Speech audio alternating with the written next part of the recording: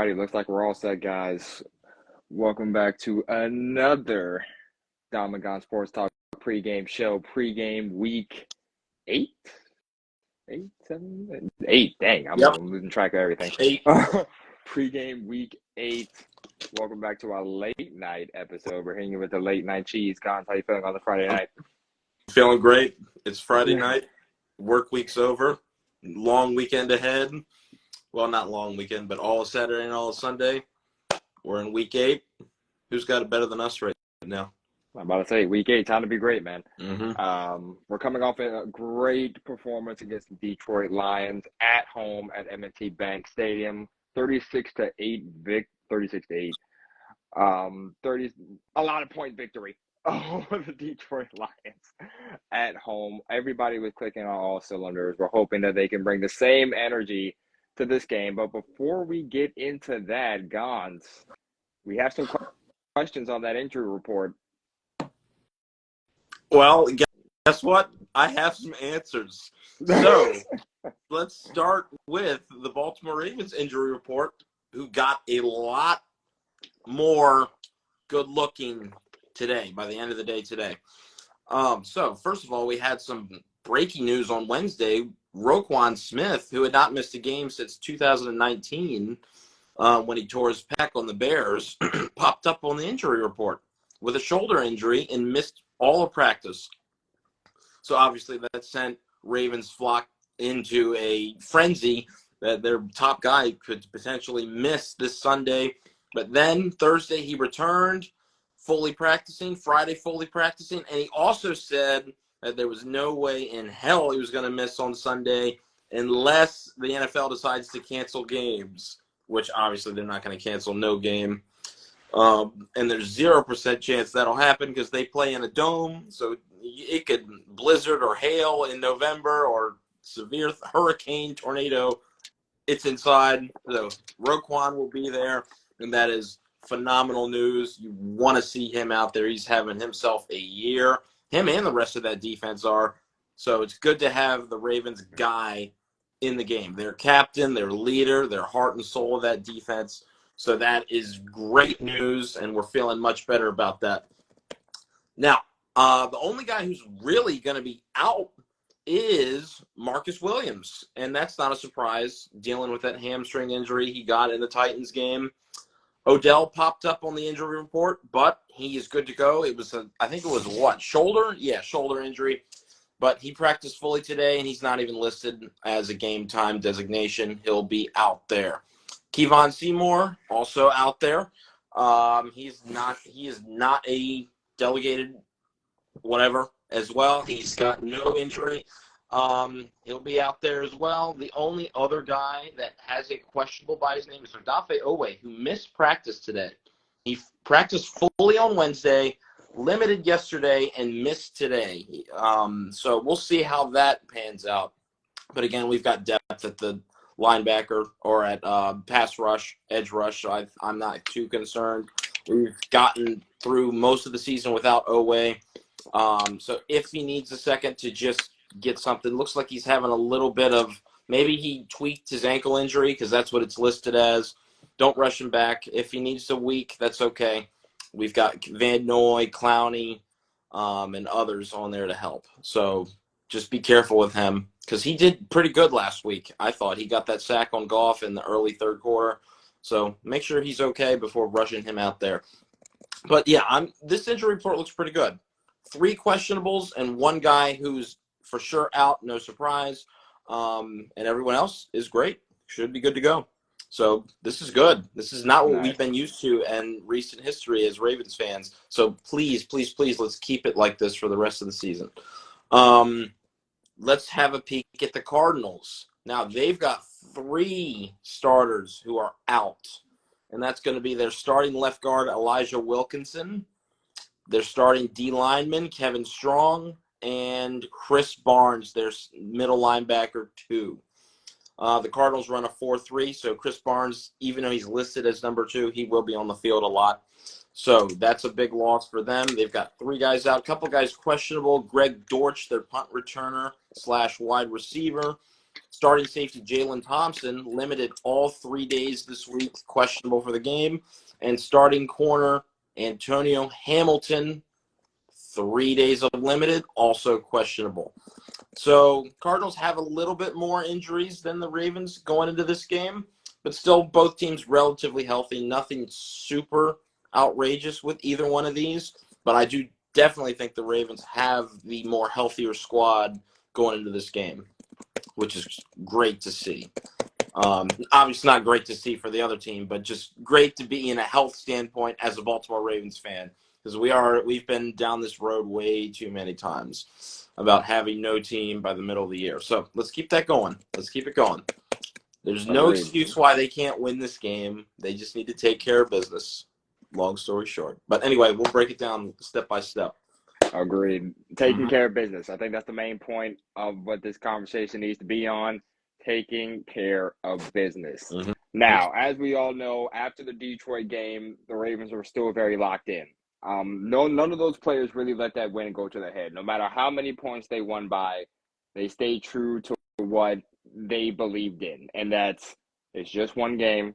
We can't let this game get to our heads. We can't let, yes, we beat a really good NFC team, but there are still plenty of games left to go.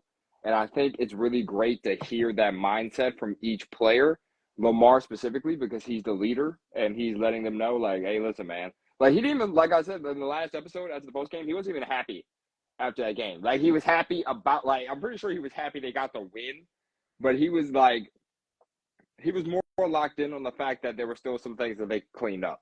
And I kind of respect that for the standpoint of, man, the fact that if they were clicking like that and they still feel like there's much more they can do, sheesh, it's going to be a problem for the rest of the NFL. I think offensively, I'm going to kick it off for the offense here. Offensively, Oh, wait, 1 second, Dom. Before you get going on that, I forgot to mention something super important regarding injuries. My apologies. But before we get going, Kyler Murray, he's fully practicing. He is fully practicing. I almost forgot about it. My daggone self. Right. How could I have forgotten that? The franchise quarterback for the Arizona Cardinals is back in the building, fully practicing this week. This is now his second straight week of practicing. But the Cardinals want to be careful about easing him in, so therefore he is listed as doubtful. So there is a small chance he would play, but I still think they're going to rock with Josh Dobbs. I don't think they're going to throw Murray out there quite yet, especially how physical the Ravens defense has been. They're going to hit him, and I don't think they want to do that yet. And I think that's why he's listed as doubtful. Jonathan Gannon going to play that very safe.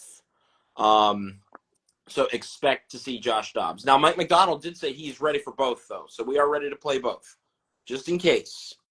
But it's either going to be a raw Kyler Murray, which is not likely, or it's going to be Josh Dobbs, who's been the starter all season. So we'll see what happens. But I expect Josh Dobbs. We'll rock with Josh Dobbs. All right. My bad. Continue, please. No, you're good. You're good. I'm happy to see Josh Dobbs out there. We're going to be happy to see Josh Dobbs. Be careful what you wish for. Hey, listen, man. Listen. But offensively, though, I think if it ain't broke, don't fix it, I guess you could say. The one thing about Todd Monken is that, he's really big on accountability. I've noticed since the year has started, when the offense wasn't really clicking, in these first couple of games, he was like, that's things that I, as an offensive coordinator, have to clean up. There's things that we as a team need to clean up. And I think that as Ravens fans, we can appreciate a coach who can take that accountability and be like, listen, man, there's things that need to be worked at and make sure that we're looking as best as we can out there. He also felt that way on Sunday, which was very interesting, seeing as how we scored on the first, 4 drives. But, Kurt Warner came out and said, I know our offense looked great, but there are definitely it wasn't all that in a bag of chips. And Todd Monken even also agreed with that concept from Kurt Warner, saying, he's not fully wrong. Like, there were some things that were like, we scored, but, something broke down or something happened, blah, blah, something like that. My thing is that now that Monken is aware of this stuff, if he wasn't aware before, or if it's like from the untrained eye, I thought that, holy crap, we're out here we're throwing dots, we're throwing lasers, everybody's wide open. I'm like, what happened? Like, I don't know what everybody's talking about. But I mean, obviously, I'm not a trained football eye, so maybe there's some things that maybe they looked on film and was like, yeah, this wasn't really great. But I mean, from my standpoint, I say if it ain't broke, don't fix it. We gotta just keep going back to what we did in that game and try to duplicate that. Hitting multiple receivers. I think Lamar hit like 8 or 9 different receivers on Sunday against the Lions. I would love to see more of that. Nelly, Zay, we got Ricard in there for a long pass. Gus caught one. Like, just getting these guys open, making sure we're utilizing every single playmaker we have out there on the field, because it's been advantageous to us for a while now, and we should continue to do that. Hill, okay, and here's the thing. I'm going to keep reiterating it. I feel like I shouldn't have to keep reiterating it, but I'm going to keep doing it. We have to hold on to the football. I don't know what, like, Lamar, Justice, we have to, like, this happened too many times, man. This happened too many times where Lamar and Justice are just not in sync in that regard. Like, Justice, I mean, it's not just them two together, but, like, Justice has fumbled. There's been botched handoffs. The ball's been dropped, recovered by the other team. We can't get it back. Like, the fumbles, like, I don't want that to be a reoccurring thing for us, because we know what happens when the fumbles kill the momentum. And we have no consistency after that. We saw that in the game against the Colts. After Kenyon fumbled, it was GG's after that. So we have to remain aware of the ball in our hands at all times. I do not want to see another fumble. This should be a fumble-free game, please. No more botched handoffs. No more sneaking up and getting the ball punched out. We're looking at you, Justice Hill. We're looking at you, Justice Hill. Protect the ball. Oh, my goodness. And the funny thing is about Justice is that he's a really good back, but man, if he could just hold on to the ball, he would have way more, like, he would be like way more yards than like he has right now in his stats. But yes, please just hold on to the ball, man. That's all I'm asking. Lamar, he had pretty much a picture perfect game on Sunday. I wouldn't say against this opponent he would have to like duplicate that effort fully. But it would be nice to see a remnant of that from Sunday. You know, great passes, not trying to do too much. You know, he didn't really try to do too much on Sunday. Let's try to make sure we're maintaining the game plan. Get the ball to the wide open guys. Receivers have been very consistent in these games. Let's try to make sure that they're catching the ball. Keep catching the ball, please, because you guys have been doing great. Nelly has been a great target. And I'm kind of mad because I'm kind of mad. I will put this on me. The Nelson Aguilar slander, we got to cut that out. The man has been great for us. I'll fully retract all my previous statements about Nelson Aguilar, and I'm gonna be like, Nelson, welcome to the squad, because the man's been playing lights out for us. I mean, he's been consistent hands. I love that for him. I love that for us. Shout out to Nelly. Keep being you. Mark Andrews, Mandrews, half man, half Drews. He's going to do his thing regardless. I would really like to see OBJ I would like to see more play calls for him. I feel as though it's not like he's not getting targeted, but you know, like I just kind of want to see what he can do a little more, because I feel like we haven't really gotten to see that yet. Like, we saw a little bit over these past couple of weeks. We've seen it a little bit, but like I would like to maybe. I thought he got involved. I disagree. I thought he's gotten involved a little bit. Maybe see him get in the end zone one time. That was about to be my next point. Yeah. Maybe this could be his first touchdown game, because I mean, it would be nice to see him catch a touchdown pass from Lamar in the Ravens uniform. I think his production's gone up just a little bit. It went from a couple big plays in the Titans game, that big slant where he took it for 25, and then last week he had like 6 catches for maybe not 6, but it was definitely like 4. It was like 4 or 5, I think he had in that game. For about 50, because he had some nice plays. I thought I could look that up real quick. Yeah, but I would like to see OBJ get into the end zone here. Zay already caught his first touchdown. Andrews has a couple of touchdowns. I would like to see OBJ get in for his first one.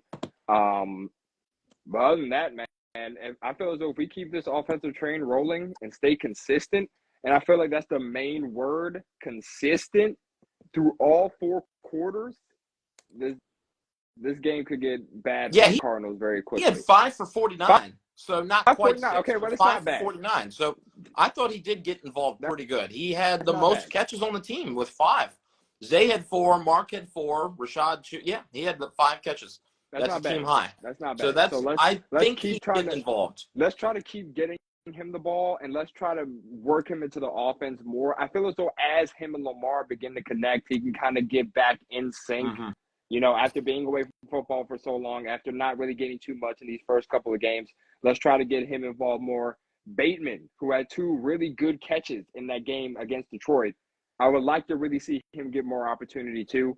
I feel as though as we continue to work him in, I think we can see some old flashes of him, of how he was when he first came onto the scene. I feel as though that would be really nice, especially for his confidence too. Not saying he's lacking it, but as far as all some of the Bateman slander from some of like the when he dropped touchdown pass or that interception and the I forgot who that interception was again or who was against, but yeah, let's just see him get the more opportunities because we have to as much as Lamar targets these receivers, the more catches, the more targets they get, the more confidence they build, and just the more better our offense will run fluently. So let's just continue to do that. But I think if we can duplicate, not fully duplicate, but if we can just get some remnants of what Yeah. that Sunday offense looked like, I think this could be a good one for us. So I'm looking at these comments from Kurt Warner. I heard about it, but I didn't actually look at what exactly he was saying about the Ravens offense in general, or if he was talking about the Detroit game. And it looked like he was doing a little bit of both. He was taking examples from the Lions game and then just overall calling the Ravens offense just clunky, which I can agree with. I mean, the overarching thing of being clunky, yes, we need to demonstrate that we can be a consistent offense before I can go ahead and say, oh, we're dominant after one good game. So let's see that keep going. His main point was that the spacing between the routes from the receivers / tight end / running backs was not, what's the word for it? Like, I can't think of it, but it wasn't in harmony. It wasn't smooth. That's what his argument was. And then that Lamar had to make reads that were like the 3rd or the 4th or even 5th read. So I don't know. It didn't look like that at the game. I wasn't paying attention to too much spacing. It looked like that's just where he wanted to go with the ball. Maybe he didn't look like he was holding on to the ball too long on some of those throws. But some of them, yes, I can agree that he held the ball way longer than he probably should have, because you're not going to get that kind of time every play. One of those on the Aguilar touchdown. But I thought the throw to Zay Flowers over the middle was pretty good in rhythm. That was one of the examples he was discussing in his point, that Andrews and Gus Edwards were the first 2 reads on that play before Lamar cut it loose and flinged it over the middle for Zay Flowers for that 46-yard long catch and run on the first drive of the game. I don't know. It didn't appear that way that he was, I don't know. Kurt, I'm not sure. I mean, I'm not going to by any means question a quarterback in the Hall of Fame, but it didn't appear that it was indecisive, as he was saying. It didn't look like he was scanning the field 5 different times to look for that 5th guy on some of those. But he does have a point on some things. So we'll see. And Monken kind of agreed, like you said, that there's things to clean up overall. I don't think Monken's response wasn't really directed, I thought, at just the Lions game. I think he was just talking about the overall clunkiness that they've been dealing with over the course of the year. So this would be a perfect time to get that going as we get into November and December, and transition that as we wind down, because we're almost halfway through. By tomorrow by Sunday, we'll have 8 games played. That leaves us 9 left. So we're almost halfway through, literally. So that's crazy. All right. Anyway, yeah. So offensively, I don't need to really say much. It's all self-explanatory. The Ravens outmatched the Cardinals on offense versus their defense. They're 1-6. If they just execute and do their job, there's no reason why this should be any cause for concern to struggle. They definitely have the advantage with the wide receivers over their DBs. Their play calling, they should mix it up, call some play action, get the run game going, just like how they always have been. Although Lions game, they didn't really get the running game going at first. Do whatever you need to do. I just need balance. If you need the running game to open up the pass, then do it. If you want the passing game to open up the run, then do it. Because we've seen both happen. Like in the Bengals game, for example, that running game took off on the first drive, which opened up the play action passing. And then in the Detroit game, the passing game was firing all cylinders first couple drives. And that opened up running lanes for Gus Edwards and Justice Hill by the second quarter. So whatever you got to do to be a balanced team, you could do it. Take what the defense is giving you. Look at their looks. If they're giving you a run look, then pass it. If they're giving you a pass look, then run it. Just do things to confuse them, get them on their heels, and you should be fine. All right? And then, like you said, don't turn the ball over. Don't turn it over. Make the catches, which has been a good recently. Everybody's caught everything that's been thrown their way, so let's keep that going. So, yeah, there should be no issues on that side of the ball. Defense, same thing. Josh Dobbs, he started off very good this year. He was hot coming out of the gate. The Cardinals arguably could have started 3-0. They were in winnable games from all three. Starting with the Commanders in Week 1, they had the lead in that. Week 2, they had a huge lead on the Giants, but squandered it in the second half.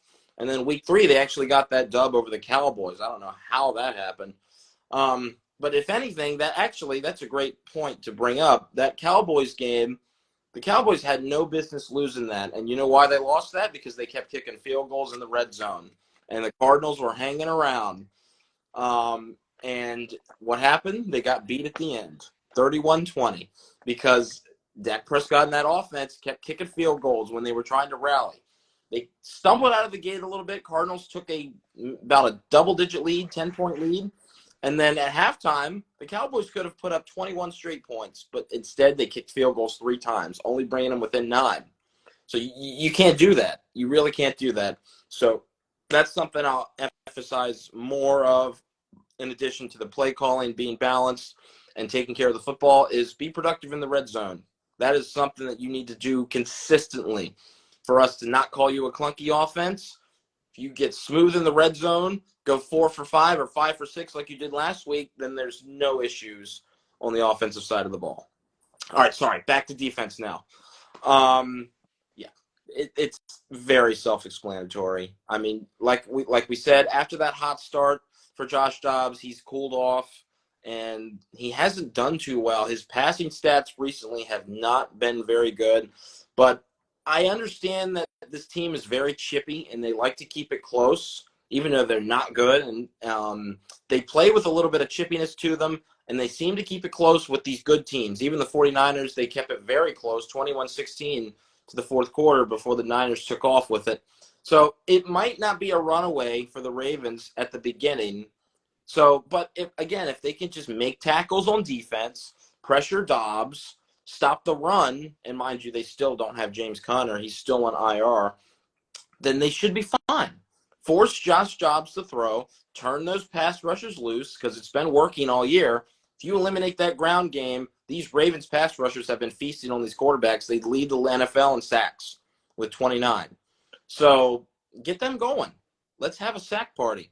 Let's continue that. Let's continue it. Josh Dobbs is a backup for a reason. And I know he's been playing decent at times, but there's no reason to give him confidence.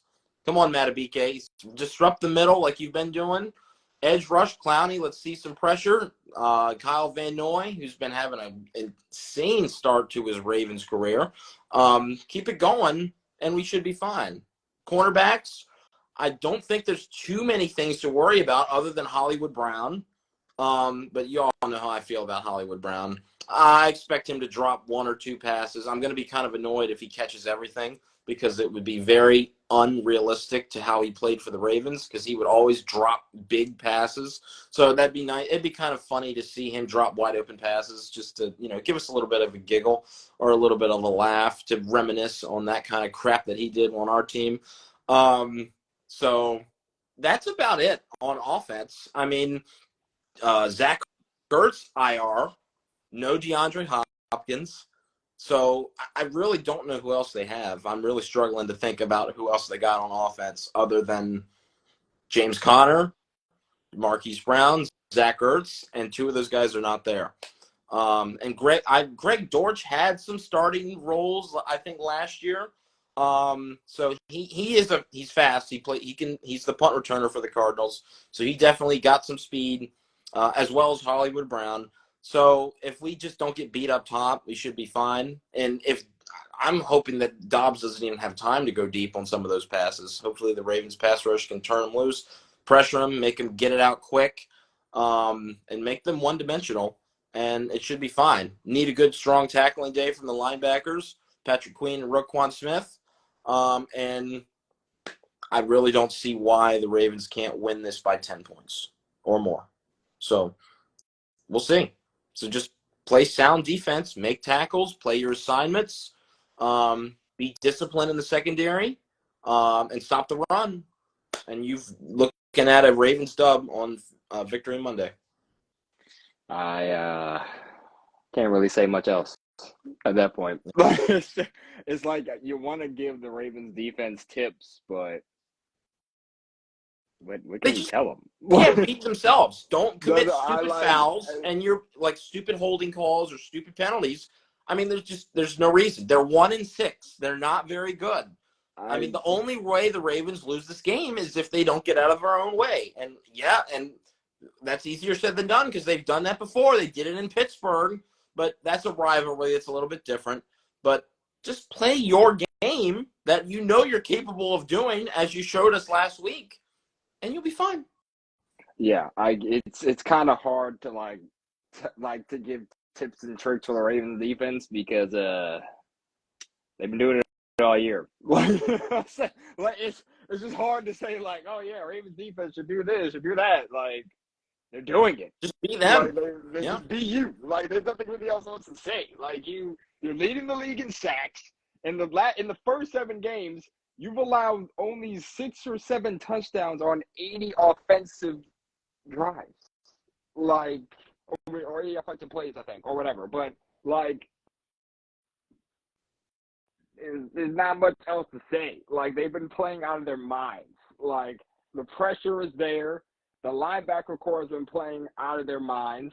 Secondary has been playing very, very well. Marlowe's reintegrating himself in very well. We just need Williams back, and when Williams comes back, and hopefully he'll be at full strength, and he'll be all right. I know after recovering from the pec and now the hamstring, it's not going to be fully easy, but I'm okay with him taking his time and worrying about his own body because again, we have the league leader in interceptions right now, and Geno Stone. That's a great point. Forgot interceptions right now. Geno Stone. Shout out to Geno. 4 picks, man. Shout out to Geno. I really hope the Ravens find a way to keep some of these guys because I'm the more these 2020 draft guys continue to improve their stock, the more money is going to be their worth. So I'm really hoping that we can. Eric DeCosta pull some strings, and so we can keep some of these dudes because I'm worried some of them are going to walk out on us. Yeah, it's going to suck if they do because they're playing. The defense is playing so well right now. It's if they play like this, now obviously there will be, not every game is going to be perfect for them, and that's fine. I mean, we expect so much from them, but we know anything can happen at any point in time. So, but if we can keep this core together, because they already have so much, they're already so much in sync, and there's already so much compatibility. Just go win a damn bowl. Just go win it. Just go win it, man. Go get the ring. Go get fitted for the ring, man. Like The at this Ravens have point, their like eyes set on it right now, and I love that mentality. they That's why are they're not locked in. overreacting to their They're win. locked in right now. It feels a little bit different right now than previous years. So just go win this game, and then that'll put us at 6-2, and we should be all good. I mean, I don't really know what else to say. Just play your Yeah, game I and mean, you'll win. there isn't much else to say. Mm-hmm. Like, it's just go out there, do what you know, Yeah. and go out there and excel at it. And that's the best way. That's the best way to put it right now. Just go do what you know how to do, and And go excel at what you like do. I said, limit the penalties. Yes. Like limit the Limit the self-inflicted penalties. wounds, and you'll be Limit the fine. penalties. Yes, and we'll be just fine. Just fine. But yeah, I mean, other than that, guys, that'll probably do it for it. Well, Let's talk a couple things before we go. Yeah, one more thing. Go ahead. Well, no, you go. Oh, I was going to talk about other else. matchups around the AFC North. Go ahead. My So thing we've got is a little bit, yeah. we've got the Bengals taking a trip across the country to San Francisco to beat the all of a sudden struggling 49ers at 425. A game that looked like an auto win for the Niners a few weeks ago, with both the Bengals struggling and the Niners dominating. All of a sudden, it could be a very intense game, and the Bengals have a decent chance of winning that. I mean, if you guys look on Monday, when we did our post-game show, I was keeping you all know I was keeping you all updated on that Vikings-Niners matchup, and the Vikings ended up pulling it out. Purdy was intercepted twice in the fourth quarter, and they took another loss to a team they should have beat. So that's losses to both the Browns with P.J. Walker and the 2-4 Vikings. And it's looking like Sam struggling Darnold all season long without Justin Jefferson, and they just got beat. Their offense wasn't good enough. The defense was giving up chunk plays, but they did keep them in it. But mainly that fell on the shoulders of Purdy. And not to mention, Purdy is questionable to play because like Sam of a Darnold's concussion. gonna start. Yeah. So you think he will? I mean, it's like a 50-50 chance he could play. So it's looking better than it did yesterday. I haven't really seen anybody who's gotten a concussion play in that same time span, so he'll probably miss this game. We'll probably see, but it's looking a little bit better than it was last week. Or not last week, yesterday and Tuesday and Wednesday.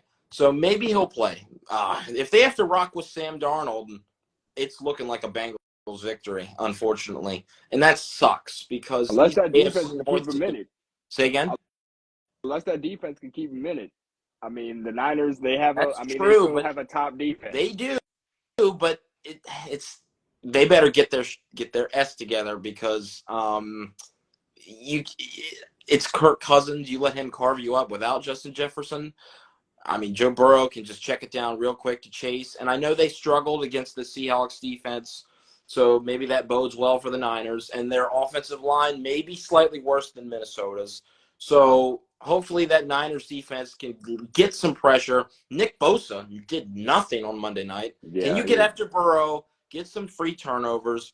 If Sam Darnold has to play, keep it easy for him. Let Christian McCaffrey go crazy. Where's Deebo Samuel? Is he coming back? He's still out. Of course he is. So the two matchups they have against AFC North opponents, they're without Deebo Samuel and potentially without their quarterback. So, of course, that's so AFC North luck. So we'll see. I really don't know who's going to win that. I mean, the way the Niners have been playing, I could see the Bengals winning if they can find a way on offense because their offense kind of hasn't kicked into gear yet either. So we'll see. Just if they can score 27 points, that might be enough to win. Looks like Wiggy saying Sam Darnold will be starting on Sunday. Yikes. That's a yikes. That's a yikes. Well, if the Niners defense can hold them to 13 points, maybe they can eke it out, but it's not looking good. And it's gonna be gritty. It's gonna be tough. It's gonna have to be a lot of Christian McCaffrey. So we'll see. I mean, even without Deebo, though, the team you still got three playmakers out there who can still, so if Darnold could just get them the ball, but like they are down Deebo, that is true, but you still have McCaffrey, you got Kittle, Ayuk, he's still a great playmaker, so you still got three playmakers out there.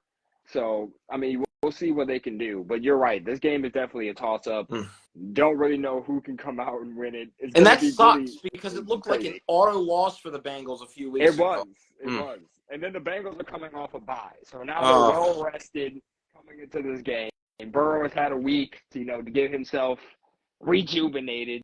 So we'll see. We'll see. Hopefully the bye is not a blessing but a curse. Maybe they'll be sluggish coming out of the gate. We'll see. There's no hoping. And the other matchup we have, the Cleveland Browns. We have two more. We have to go over the Steelers one too. Browns are taking on the Seahawks in Seattle. Watson not going to play again, most likely. And it's going to be P.J. Walker. Yeah, Stefanski confirmed it this week that it's not going to be him. It's going to be P.J. Walker. Now they're playing a good defense in the Seahawks. It's on the road.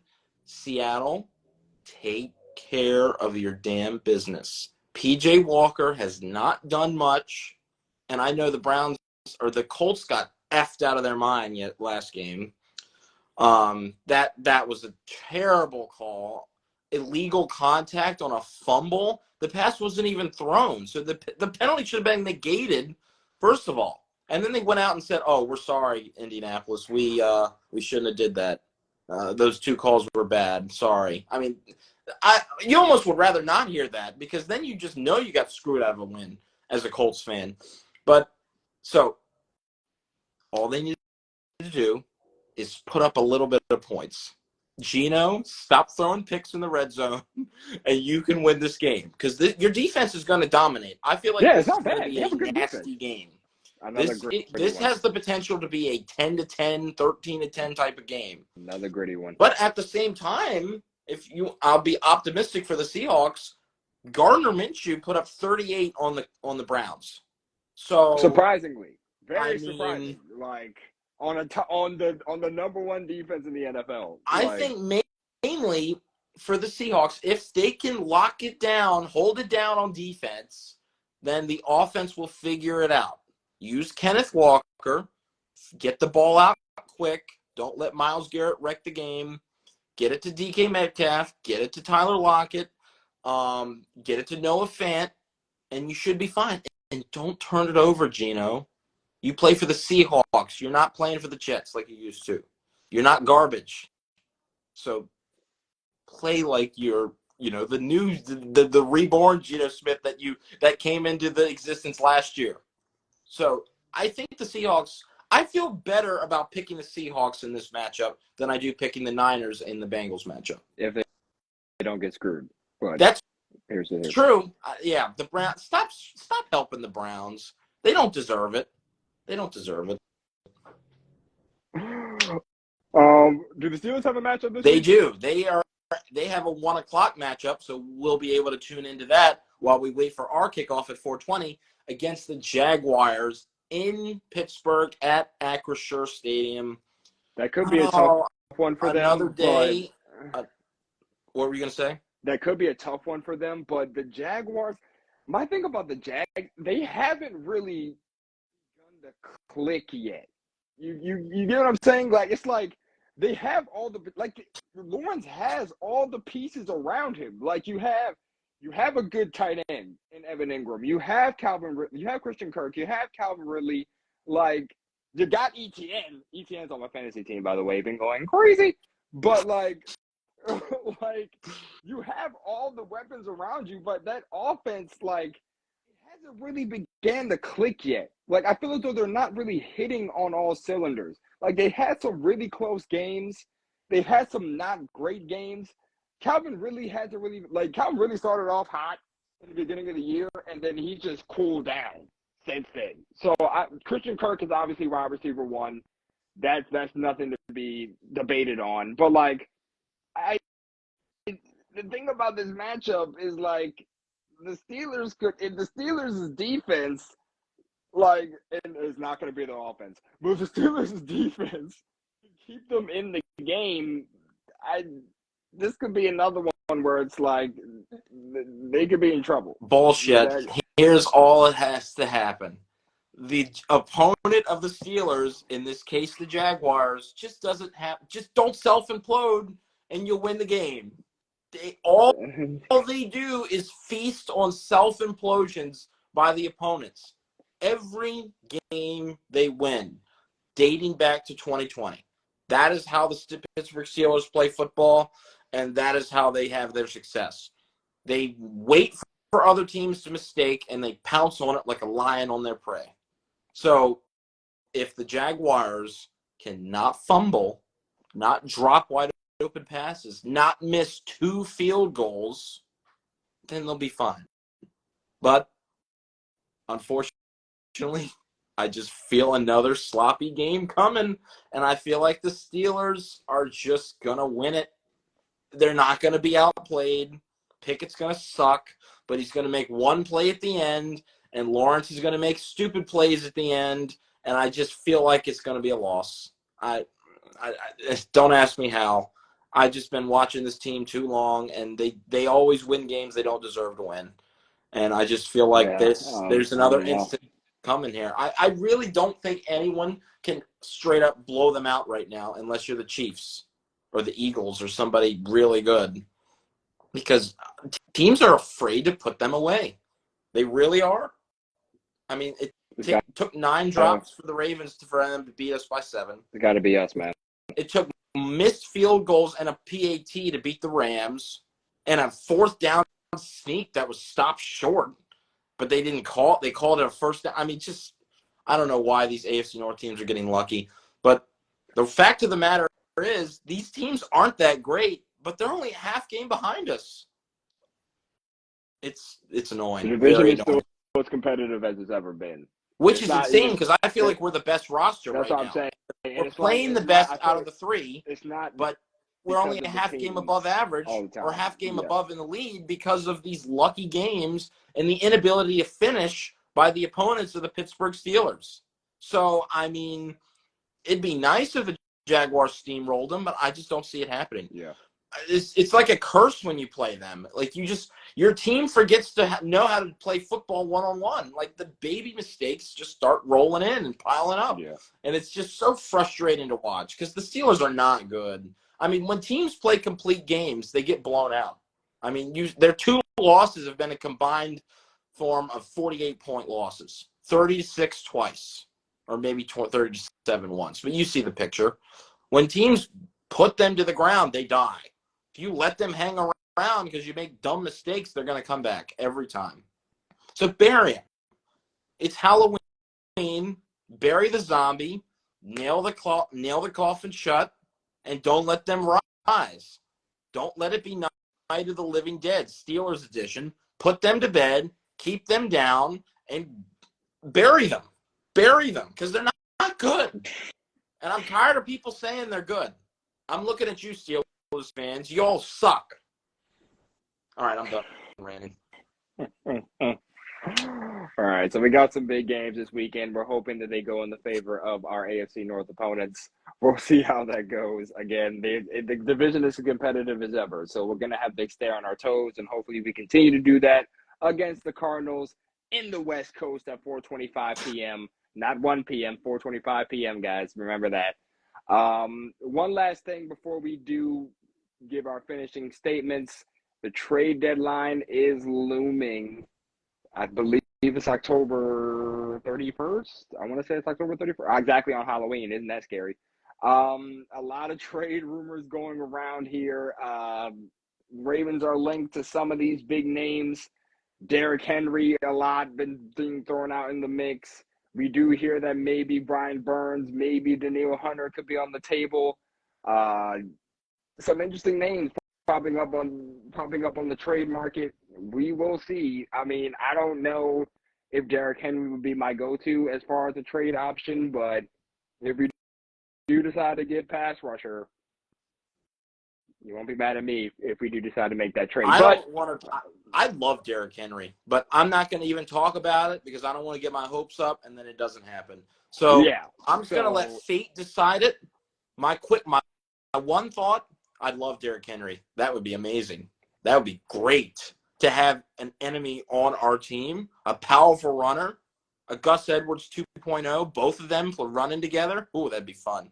What if they're on the field at the same time? Oh, my gosh. That would be a lot of fun. But I'm not going That'd to be invest my insane. thoughts into it because it's probably not going to happen. Probably Every not. time we get excited about a trade or a move, it never really happens. Yeah. So We got excited about DeAndre Hopkins. Never happened. So I'm not going to buy into it until I see it. So that's all I'm going to say on that.